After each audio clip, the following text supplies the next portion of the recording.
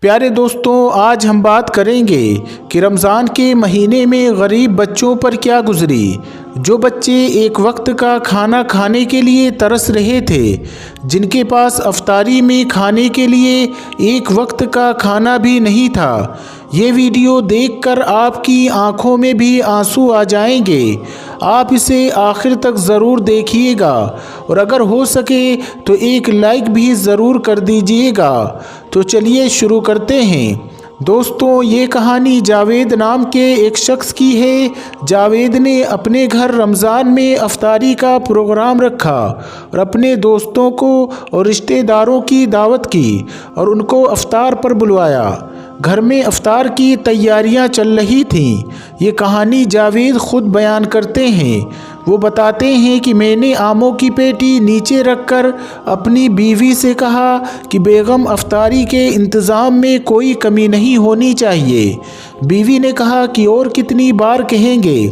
کیا کبھی کمی بیشی رہی ہے کہ آپ اتنی تاکید کر رہے ہیں؟ پچھلی بار بھی تو اتنا اچھا بنایا تھا کہ آج تک آپ کے دوست تعریف ہی کرتے ہیں۔ تو میں نے کہا وہ تو یاد ہے، آج بھی ویسے ہی ہونی چاہیے۔ تمہیں تو پتہ ہے کہ دوست احباب ہیں، تو ذرا تمہاری بھی عزت ہوگی اور میری بھی۔ بیوی نے روح افزا کی بوتل دودھ میں ڈالتے ہوئے کہا کہ ہاں ٹھیک ہے، آپ فکر نہ کریں، ویسے ہی ہوگا۔ ساتھ ہی ساتھ اس نے کہا کہ چکن بریانی، مٹن کڑھائی، شورما کباب، نہاری، پکوڑے، سموسے، ملک شیک، یہ سب کچھ تیار ہو چکے ہیں۔ کھجور آپ نے بھی منگوا لی ہے، بس اب پھل فروٹ کاٹنا باقی ہے۔ آپ ذرا میری مدد کر دینا، ٹائم ذرا کم بچا ہے۔ یہ سن کر جاوید کہتا ہے کہ میں نے چھری لی اور اپنی بیوی کے ساتھ بیٹھ کر پھل فروٹ کاٹنا شروع کر دیے۔ کچھ ہی وقت میں افطاری کا انتظام مکمل ہو گیا۔ ہم نے سارا سامان ڈائننگ ٹیبل پر لگا دیا۔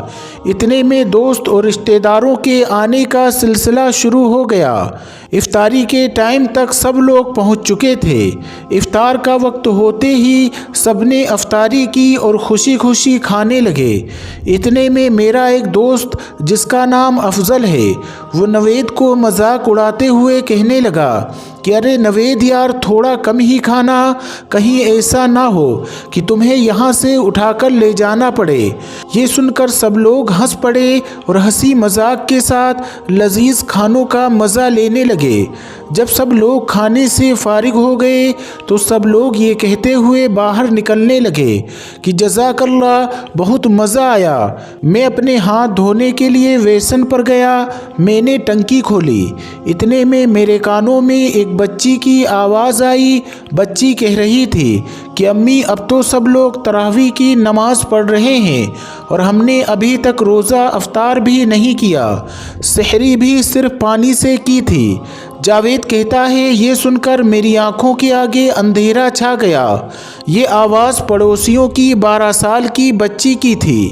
میں یہ جانتا تھا کہ دیوار سے کسی کی اجازت کے بغیر جھانکنا غلط بات ہے، پھر بھی دیوار سے جھانکنے پر مجبور ہو گیا۔ میں نے دیکھا ایک بچی اپنی ماں کے سر پر کھڑی تھی اور ماں چارپائی پر سر جھکائے بیٹھی تھی اور وہ اس سے نظریں نہیں ملا پا رہی تھی۔ باقی بچے اپنی بہن کا سوال سن کر ماں کے جواب کا انتظار کرنے لگے۔ بچی بار بار کھانے کا مطالبہ کر رہی تھی، اپنی امی سے بار بار کھانا مانگ رہی تھی۔ جاوید بتاتا ہے کہ میں یہ دیکھ کر پتھر جیسا بن گیا۔ اس کی ماں نے جب سر اٹھایا تو اچانک نظریں مجھ پر پڑ گئیں۔ میں دیوار پر کھڑا ہوا تھا، اس کی آنکھیں آنسوؤں سے بھری ہوئی تھیں۔ مجھ پر نظر پڑتے ہی زبردستی مسکرائی اور چادر سے آنسو پوچھتے ہوئے کہنے لگی کہ بھائی آپ کیسے ہیں؟ یہ لڑکی بہت ضدی ہے، ابھی ابھی کھانا کھایا ہے اور اب پھر سے کھانا کھانے کی ضد کر رہی ہے۔ جاوید کہتا ہے کہ وہ جھوٹ بول رہی تھی۔ شاید وہ یہ بات جانتی تھی کہ میں نے بچی کی باتیں سن لی ہیں۔ میں یہ سوچ رہا تھا کہ جو میرے دوست افطاری کرتے وقت بار بار کھانے کی تعریف کر رہے تھے اور ایک دوسرے سے کہہ رہے تھے کہ بھائی کم کھاؤ، یہ سب باتیں جب انہوں نے سنی ہوں گی تو ان پر کیا بیتی ہوگی۔ جاوید بتاتا ہے کہ میں یہ سب کچھ دیکھ رہا تھا اور سوچ رہا تھا، اور اتنے میں پتہ نہیں میری بیوی کب میرے پاس آ کر کھڑی ہو گئی۔ میں نے اپنے آپ کو بڑی مشکل سے نارمل کیا اور بجلی کی طرح تیزی سے باہر کی طرف لپکا تو بیوی کہنے لگی کہ ارے ارے کہاں جا رہے ہیں، کیا ہوا ہے، سب خیریت تو ہے، آرام سے جائیے، آخر کیا ہوا ہے۔ بیوی سوال پر سوال کر رہی تھی اور میں اس کے بغیر کسی سوال کا جواب دیے بازار کی طرف چل دیا۔ میں نے وہاں سے ہر وہ چیز خریدی جو میں نے افطاری میں کھائی تھی اور اسے لے کر واپس چل دیا۔ میرا ہر قدم مجھے بھاری لگ رہا تھا اور اس بچی کی باتیں اور اس عورت کے آنسو میں نہیں بھول پا رہا تھا۔ گھر پہنچنے میں تقریباً آدھا گھنٹہ لگتا تھا، لیکن میں تیزی سے تقریباً 10 منٹ میں ہی پہنچ گیا اور آ کر دروازے پر دستک دی تو اسی بچی نے دروازہ کھولا۔ مجھ پر نظر پڑتے ہی اس کی آنکھیں خوشی سے چمک اٹھیں۔ وہ واپس مڑی اور شور مچانے لگی کہ دیکھو جاوید انکل کیا لائے ہیں، دیکھو جاوید انکل کیا لائے ہیں۔ سب بچے میری طرف لپکے اور میں نے سارا سامان تلے رکھ کر سب کو باری باری سینے سے لگایا اور ان کی پیشانیوں کو بوسہ دیا، اور ان کی ماں یہ دیکھ کر بلک بلک کر رونے لگی۔ میں بھی اپنے آنسو نہیں روک پایا۔ بچوں کا شور سن کر میری بیوی بھی دیوار پر آ گئی اور یہ سب کچھ دیکھنے لگی۔ جب میں نے اس کی طرف دیکھا تو وہ مجھے دیکھ کر مسکرائی اور اپنے آنسو پوچھنے لگی۔ میں نے سامان کھولا اور بچوں کو ساتھ میں بٹھا کر کھانا کھلایا۔ ہر لقمے کے ساتھ ساتھ بچے مجھے مسکرا کر عجیب نگاہوں سے میری طرف دیکھتے جا رہے تھے۔ بچوں نے جی بھر کر کھانا کھایا۔ جب سب کھانا کھا چکے تو میں نے کہا کہ آپ لوگ آرام کرو اور امی سے بھی کہو کہ وہ بھی کھانا کھائیں، میں تھوڑی دیر میں آتا ہوں۔ بچوں نے کہا ٹھیک ہے انکل۔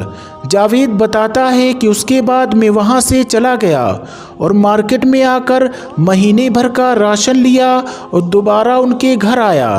سارے بچے سو چکے تھے اور ان کی ماں جاگ رہی تھی۔ مجھے دیکھ کر وہ اٹھ کھڑی ہوئی اور نظریں جھکا کر کہنے لگی کہ بھائی آپ نے اتنی زحمت کیوں اٹھائی؟ میں نے کہا آپ میری بہن ہو، اس میں زحمت والی کون سی بات ہے؟ یہ کہہ کر میں نے سامان ایک طرف رکھنا شروع کر دیا۔ جب سامان رکھ دیا تو سوتے ہوئے بچوں کی طرف میں نے ایک نگاہ دیکھا تو جیسے مجھے سکون سا آ گیا۔ میں نے کہا ٹھیک ہے بہن، میں چلتا ہوں۔ یہ کہتے ہی میں باہر کی طرف چل دیا۔ نکلتے ہوئے اس عورت کی بھاری آواز میں نے یہ سنا کہ بھائی اللہ آپ کو کسی کا محتاج نہ کرے۔ وہ مجھے دعائیں دینے لگی۔ میرے جسم میں ایک سرد سی لہر دوڑ گئی۔ میں باہر نکلا تو اس نے دروازہ بند کر لیا۔ پھر اس کے بعد ہر دن بچوں کے ہنستے کھیلتے کی آواز آتی تھی، جسے سن کر میری روح کو سکون ملتا۔ اتنا سکون میری زندگی میں پہلی بار ملا تھا۔ جاوید کہتا ہے کہ گھر پہنچ کر میں نے سجدہ شکر ادا کیا اور اللہ سے رو رو کر معافی مانگنے لگا کہ اے اللہ مجھے معاف فرما دیجئے کہ جو میں اب تک اس بات سے غافل تھا۔ دوستو، ہم کھاتے پیتے گھروں کے دوستوں اور رشتہ داروں کو کھانے پر مدعو کر کے سمجھتے ہیں کہ ہم نے بہت ثواب کا کام کیا ہے۔ یقیناً کسی روزہ دار کو افطار کرانا یہ بہت ہی بڑا ثواب کا کام ہے، چاہے وہ امیر ہو یا غریب، لیکن اس بارے میں کبھی نہیں سوچتے کہ ہماری طرف سے مستحق تک ان کا حق پہنچ رہا ہے یا نہیں۔ دوستو، اس بات سے ہمیں معلوم ہوا کہ اللہ تبارک و تعالیٰ نے جس بھی بھائی کو مال و دولت کی نعمت سے مالا مال فرمایا ہے، اس کو چاہیے کہ کم سے کم رمضان جیسے مقدس مہینے میں ہی ان کا خیال رکھ لیا کریں۔ اگر کسی کے پاس کھانے کو کچھ بھی نہیں ہے تو ان کے لیے کھانے کا انتظام کر دیا کریں۔ یہ بہت زیادہ نیکی کا کام ہے۔ دوستو آج کی ویڈیو کا اختتام ہم یہیں سے کرتے ہیں۔ اگر آپ کو یہ ویڈیو ذرا بھی اچھی لگی ہو تو اس ویڈیو کو ایک لائک کر کے اپنے دوستوں میں بھی شیئر ضرور کر دیجئے گا۔ ملتے ہیں اگلی ویڈیو میں۔ السلام علیکم، اللہ حافظ۔